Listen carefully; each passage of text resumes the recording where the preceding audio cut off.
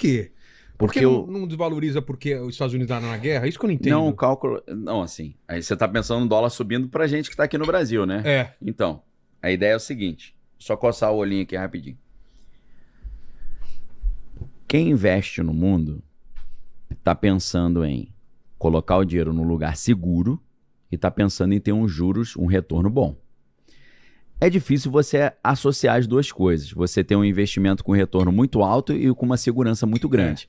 Geralmente, o que é muito seguro rende pouco e o que é muito inseguro rende mais.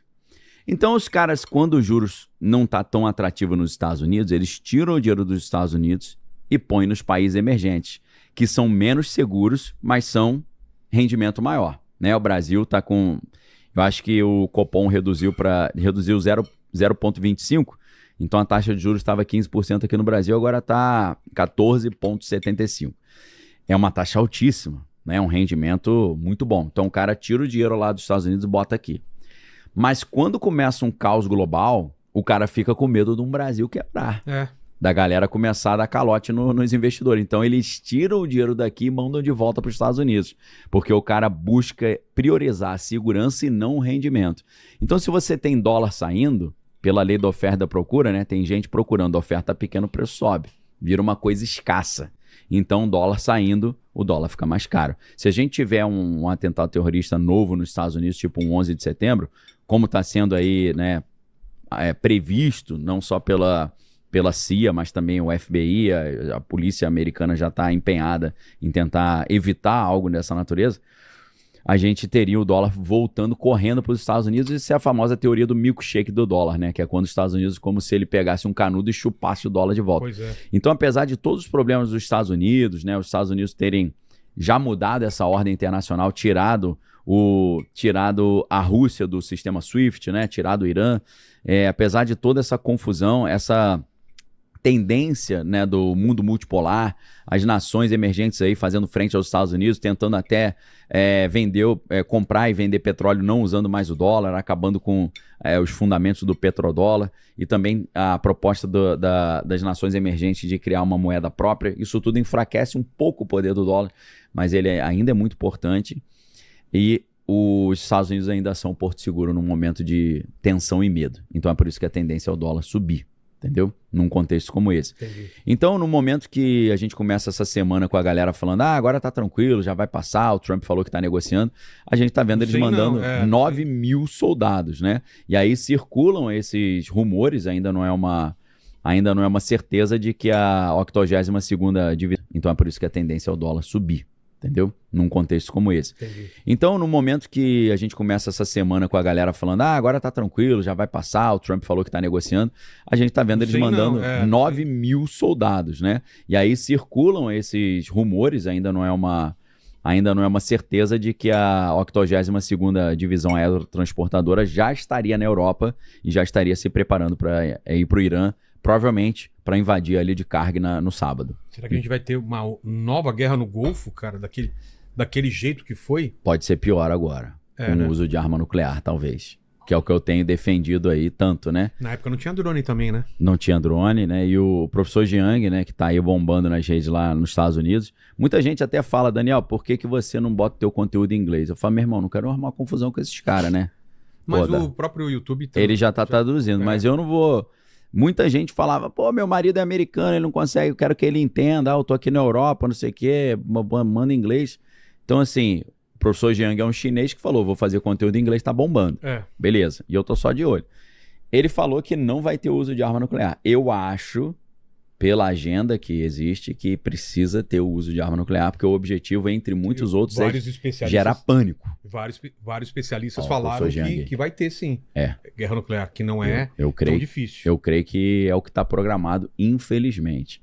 Então, aconteceram várias coisas. A gente pode falar, pelo menos umas 6 coisas aconteceram. Primeira coisa para a galera entender por que a gente teve uma regalia de mais 5 dias aí antes de um possível fim do mundo. A gente brinca aqui, né? Eu não acho que o mundo vai acabar, inclusive que a Bíblia diz que o mundo não vai acabar na época do Apocalipse, mas a gente pode ter um caos global realmente pior. Para a galera que acha que está tudo tranquilo, eu sugiro a você Duas coisas.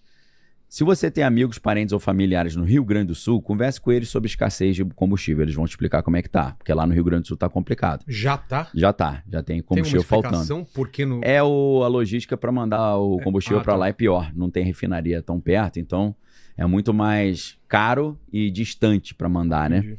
E aí o Rio Grande do Sul teria que resolver isso, né? O estado do Rio Grande do Sul tem que achar uma maneira de não ficar dependendo dessa logística aí rodoviária, né?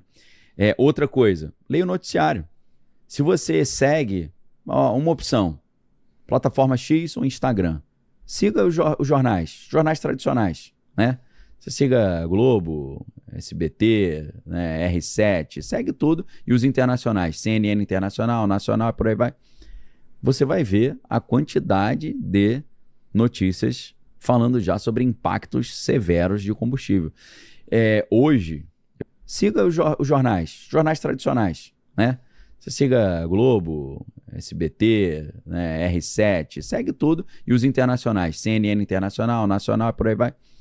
Você vai ver a quantidade de notícias falando já sobre impactos severos de combustível. Hoje, eu já li no noticiário início de falta de combustível em Campinas. Algumas regiões, alguns postos em São Paulo aqui da Marginal já estavam com uma dificuldadezinha de receber combustível. Então, meus amigos, se a gente já tem um cenário como esse e a encrenca lá no Oriente ela piora, a coisa piora muito mais. Vamos voltar aqui então. O que aconteceu nessa segunda-feira que fez o Trump jogar o que ele ia fazer hoje à noite para o que ele pode fazer no sábado? A conta chegou. Como assim a conta chegou? O Pentágono solicitou mais 200 bilhões de dólares para continuar essa guerra. Pô. E o dinheiro não chegou ainda. Então a gente precisa esperar o saldo ser creditado na conta, né? Essa guerra ela já custou, nos primeiros 6 dias, 11 bilhões de dólares. Só isso? Só isso, em 6 dias, né? E em 12 dias, né, 16 bilhões de dólares. Também acho, não tem essa teoria também que os Estados Unidos de tempo em tempo precisa gastar os armamentos que ele tem estocado porque vai perdendo, a data de validade vai chegando, né? Até isso entra na equação, né? Não é? Existe. Ele não tem doença, o médico também. O hospital falha, né? Pois é. Imagina ninguém vai pro hospital. Umas canetinhas aí, então tem muita gente que diminuiu. Quem faz mais bariátrica hoje em dia? Com a canetinha? Acho que outro dia eu vi alguém falando, pô, fiz uma bariátrica. Eu falei, ainda tem gente fazendo bariátrica? Tem ainda? Eu vi. Eu acho que quando é o caso é muito extremo, né? Só se for, né, meu irmão? Que é tipo obesidade mórbida. O Lene tá na canetinha, já perdeu 42 quilos aí. Rapaz. Que nada, o Lene emagrece sem canetinha, aí, né, velho? Você não sabe, aí tem a ver com o Lene, uma dica Lene, que eu... Quantos quilos você já perdeu desde agora que você entrou aqui? Eu dei uma engordadinha, eu tô com 68. Você entrou aqui, você tava... cheinho, aí emagreceu pra caramba. Eu perdi 20 quilos. Olha, 20 quilos. Sério, cara? 20 que tava por causa mas por causa da intolerância que ele tem, né? Aí sim. Quando eu eliminei a lactose, aí intolerância eu perdi 20 gente chata, né? Se fosse assim, o Bigoda não tava do lado dele, né? O cara fala, pô, eu sou alérgico. Aí você é alérgico ao quê? Ele é alérgico a pessoa igual você. Mas você ia falar o quê do Lene? Cara, você falou isso do Lene, que ele tá magrinho, que ele porque o Lene não pode perder peso não, cara. Não perde peso não, o Lene tá bom assim. Porque é muito magro já, O cara chegou nas redes sociais esse final de semana, sabe o que ele falou? Galera, parem de usar as canetinhas, meu irmão. Porque se tiver escassez de comida, se tiver muito magro, tu morre, meu irmão. Você tem que ter estoque de gordura no corpo pra poder... A galera não pensa nisso. Eu vejo cada palito aí que eu falo, meu irmão... Não aguenta... Que perderam a mão, que pô, não é bem assim. E foi isso que eu vivi naquele momento, né? Mas as pessoas escrevem pra magoar, né, cara? Não é pra reclamar. O cara vai lá e fala assim, não, esse cara... Enfim, eu lembro nos grupos de Facebook, inacreditável, né? Cara, eu tenho até hoje os memes que a galera pegou o e-mail jogando futevôlei com o Ronaldinho Gaúcho e ficou falando. Eu lembro de uma mensagem que me tocou muito, falando assim... Ele fica falando que é taxista, mas é o maior playboy que tá brincando de empreender com o dinheiro do pai. Eu lembro até hoje dessa mensagem. Eu lembro de um cara que chamava Alfredo Júnior, que ele virou e falou assim, pô, se eu encontro um cara desse, eu meto a porrada nele. E aí eu falei assim, então vamos se encontrar. E aí eu marquei de encontrar esse cara na rodoviária Tietê. E aí quando eu cheguei lá, ele falou assim, pô, tu veio mesmo, né? Aí eu falei, pô, tu quer brigar aqui? Como é que é essa parada agora? E aí a gente acabou revertendo a situação, acabamos trocando ideia, ficando amigo, mas foi uma... Eu lembro até hoje dos nomes, Albert. O cara tinha umas 3 lojas com a gente, ele meio que tinha umas lojas de monoproduto na época, né? Cada loja tinha um produto específico, ele vendia bem pra caramba. Ele tinha os produtos meio que com licenciamento da Disney e tal, os brinquedos. Eu lembro dele, porra, apavorando, falando uma porrada de merda. E era um cara que me tratava super bem. Então, com esse custo por dia de quase $1,5 bilhão, a resistência que o Congresso americano está tendo para ter um financiamento suplementar está gerando um problema grande, né? Por quê? Eles se programaram, o Congresso pelo menos, estava contando que o orçamento daria para uma guerrinha ali rápida de dias, né? Não de semanas. Só que o problema é que agora, para eles terem esses mais $200 bilhões, é necessário uma aprovação do Congresso americano. Esse é o primeiro problema que alguns analistas dizem que fez o Trump dar uma pausa aí, jogar para sábado essa invasão da ilha de Carg. Outra coisa, né? O Federal Reserve, o Banco Central Americano, ele acabou com a ideia de cortar juros. Eles não querem mais cortar juros. Por quê? Isso é um problema. Por quê? Eu nunca entendi esse lance de direito de juros. Por que o juro no Brasil é alto, fala em cortar os juros? Ah, não, mas se cortar juros vai dar inflação. E isso no aspecto mundial. Então, não é muito difícil entender. Quando o dinheiro tá fácil, tá barato... Tipo, eu pegar para minha empresa, eu quero pegar empréstimo. Isso. Aí eu pego o empréstimo. Aí eu expando a minha empresa, certo. Eu compro mais equipamento, eu contrato mais pessoas. Toda a indústria. Você expande a economia. Mas Quando o dinheiro... deveria ser bom isso. Deveria ser bom. O dinheiro dá uma... Porque tá todo mundo comprando. Aí vai ficando mais caro. Não é o contrário? É lei da oferta e procura. Não. Quando ninguém compra é que você dá desconto, né? Ninguém tá comprando, você baixa o preço. Ah, tá. Quando tá todo mundo comprando, você vai subindo devagarinho e vê a tolerância, né? Pô, todo mundo tá comprando esse tênis aqui por R$1.000. Pô, vou botar 1.100. Pra que eu vou baixar? Vou aumentar. Vou botar 1.100, 1.200, 1.300. Então, o dinheiro barato, juros baixos significa dinheiro barato. O dinheiro barato, ele infla a economia, ele aquece a economia, você faz os preços subirem. E aí, o que eles fazem? Eles encarecem o preço do dinheiro, aumentando os juros. Quando você tem os juros mais caros, você esfria a economia. Então você tem uma tendência às pessoas viajarem menos, comprarem menos casa, financiarem menos um eletrodoméstico, né? Toda essa linha branca que a gente fala. Então, quando você sobe os juros, você esfria a economia e o objetivo é que esfriando a economia baixe a inflação. Então é uma gangorra ali, né? Que é inversamente proporcional entre os juros e a inflação.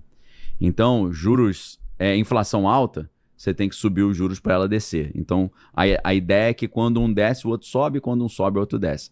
Então, é inversamente proporcional. E aí, o que acontece? No dia 18 de março, agora, o Banco Central americano manteve a taxa de juros ali na faixa de 3,75% e revisou a previsão que eles tinham para 2026 de 2,4 subiu para 2,7, né? Então, o que eles estão falando? A gente não pode baixar a taxa de juros nesse momento, porque a gente tem uma inflação chegando devido ao choque energético dessa guerra.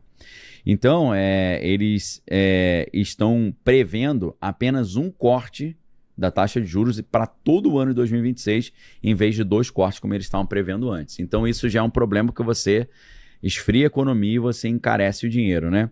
Então, cada ponto base de atraso nesse a gente pode chamar nesse afrouxo monetário, ou seja, nesse barateamento do dinheiro, isso representa prejuízo, né? Principalmente para o setor imobiliário. Quando você sobe muito os juros, seja no Brasil ou nos Estados Unidos, fica mais difícil você comprar uma casa, porque casa é coisa que geralmente é um patrimônio mais caro que o cara depende de um financiamento. Então, quando você tem juros caros, o setor imobiliário é muito impactado, a galera compra menos imóveis porque está difícil. Então o crédito, né, e os setores mais importantes ali ficam prejudicados. Então a guerra nada no mercado, entendeu? Agora, terceiro ponto, né, de 6 pontos aí que a gente está mostrando de diferença, né, os 22 países se comprometeram ali a coordenar essas ações no Estreito de Hormuz, né, mas nenhum deles enviou nenhum navio de guerra. O Japão, né, não quis enviar navio de guerra e a Coreia do Sul também não. a Alemanha também não, e são 3 países que são onde a gente tem ali a maior quantidade de bases americanas e soldados americanos. Então Trump ficou bem chateado, chamou todo mundo de aproveitador, falou: seus aproveitadores, eu dou dinheiro pra vocês e protejo vocês quando eu peço Quando ajuda, eu preciso, você não ajuda. Parece minha mãe falando. Então, e aí, que acontece? Sem esse apoio, fica também difícil pro Trump bancar uma guerra desse porte sozinho, né? Então, isso fez com que os europeus não quisessem